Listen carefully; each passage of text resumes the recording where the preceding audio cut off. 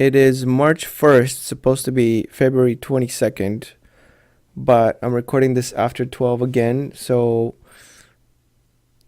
such is life. As you can see, I have a webcam now activated again, and hopefully it works out a little bit better. I have a new microphone that I'm testing out, and we'll see. I have a stand for it right here, but I'm just going to hold it for today because I need to figure the stand out. Anyway, um, let's get into it.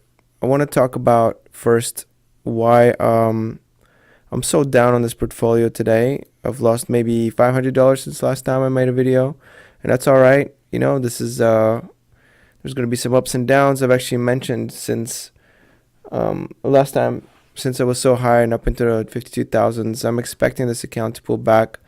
I think the rally in the S&P and just markets in general is coming to a little bit of an end off of the lows there in December 24th. And also, I'll mention that this silver rally it's seemed to be stalling a little bit.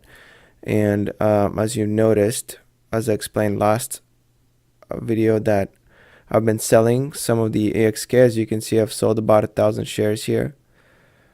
So I've been lessening that position, and I will start to re-enter though as soon as it goes into the 230 territory, maybe 215. I'm valuing AXK at about 230 right now.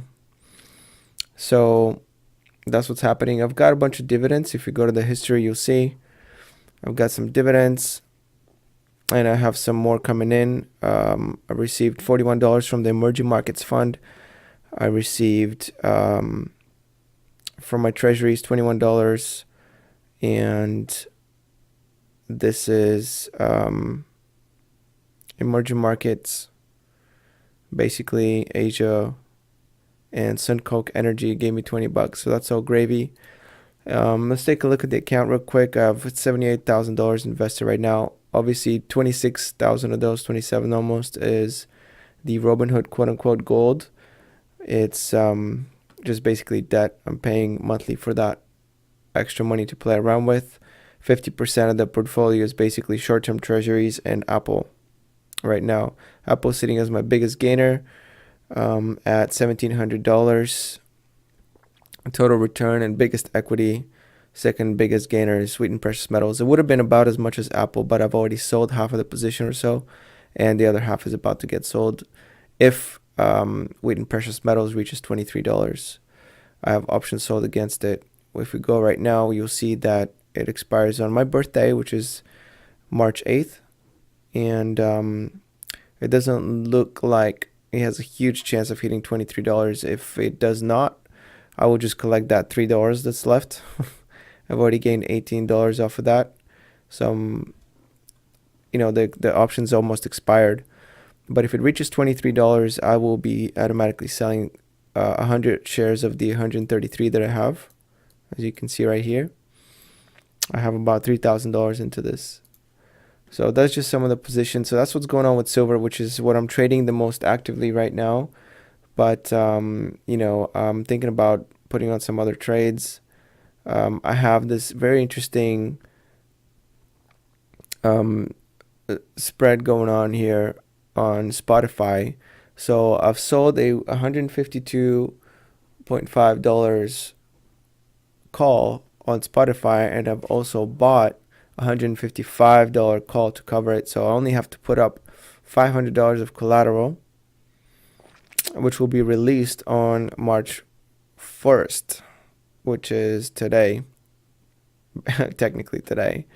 If Spotify does not reach $152.5, and it looks like it will not unless there's some huge update that's brewing for tomorrow. It's at 140.4 right now, so it's not looking very likely, and I will be collecting the rest of that option, which is $3. As you can see, I've not collected, but you know, the liability has lessened to $40 to $0 basically for right now. So they're only worth about $3 each, and they cancel each other out at this point.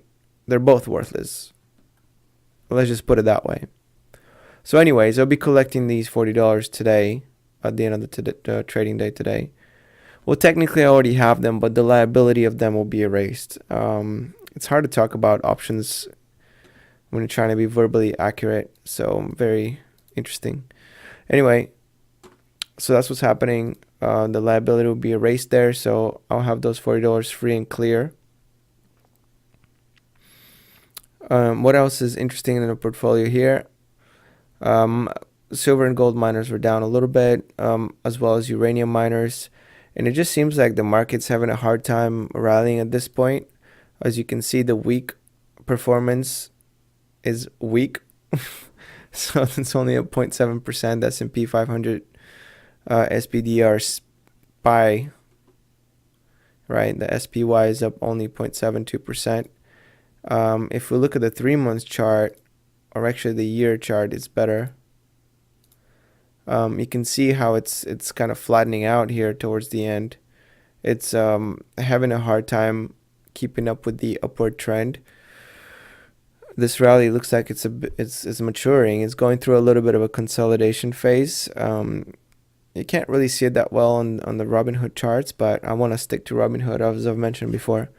I want to try to explain this in Robinhood terms because I just really like Robinhood, and I want to make it kind of a theme for this.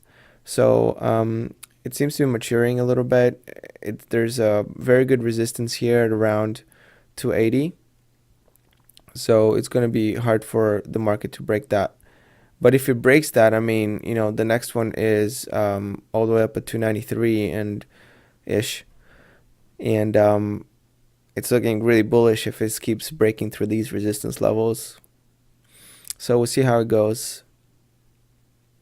I'm kind of prepared for it. I'm prepared for this portfolio to go down a little bit. I've bought some SH, which is the S&P short. And I have about almost $3,000 in it, 100 shares. So I'm kind of, prepared for a little bit of a downturn. I probably will re-roll this into some dividend-paying funds, or just use the money to go and do some bullish options on stocks like Spotify and Apple. Or I may even do something bigger. I'm not exactly sure. When the time comes, I'll know it. But for right now, I'm ready to collect cash. So speaking of cash, as you saw, I have over here $1,800 ready, and I also have $500 that's going to come back from the Spotify options. And then I also have $22,000 worth of short-term treasuries which are waiting to be sold. I also have some emerging market bonds that I'm ready to roll over into some options. So I'm going to have a lot of cash, although all of it pretty much is borrowed. But that's besides the fact. If silver continues to go up, market continues to go up, then I'll be selling more silver, and I may actually stop the Robinhood Gold. I may actually roll into some like the $10 per month version rather than the $125 per month version, which I'm using right now, in order to have access to like $30,000 worth of debt. So I might get rid of the debt and then go on margin when things are undervalued, right? Not when they're overvalued, because I don't want to. It's not a smart thing to do, right? So you want to go against that. You don't want to lever up when you think things are overvalued, and just try to squeeze in the juice out of that a little bit of market that has left to go. But again, you got to have a really good feel of the market as well, and know what's undervalued and what's overvalued. Obviously, it's very hard to know, but you have to have a system in place to try to figure that out. All right, well, that's the update. I've talked a little about the silver trade. I talked about the markets and where I think they're going to be headed. I've shown you, this is the weekly chart here. The peak was 52,400 almost. Now we're at about 51,700. But overall, I'm up on the week about 0.63%, which is less than the market, less than the S&P 500, but it's okay. My personal portfolio is going through a consolidation period. So it's gonna be a fun Friday. I'm looking forward to getting my $500 back from that Spotify trade. I may even open up another one for next week, another bearish trade, because this is a bearish option trade, right? The Spotify trade. It's a 2 credit spread, right? 2 option credit spread.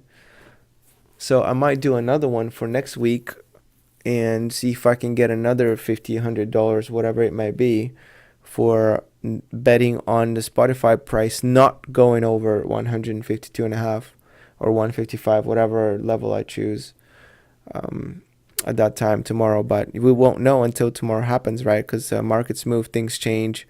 So I can't tell you exactly what I'm going to be doing. You will hear about it later when I make a video about it. All right, well, that's about it. Here's the old chart if you want to take a look at it again. Bouncing off of that low on December 24th, going really aggressive, going on margin, taking on an extra $24,000 of debt just so I can buy on the way up.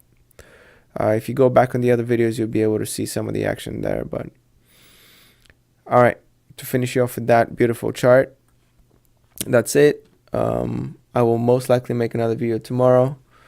All right, I hope you all have a great Friday and have runs that are better than mine. All right. Oh, by the way, nothing here is financial advice. This is for entertainment purposes only. And do your own research and due diligence, and don't place trades based on what you see here. All right. Just by the way, be responsible. Okay. Peace out.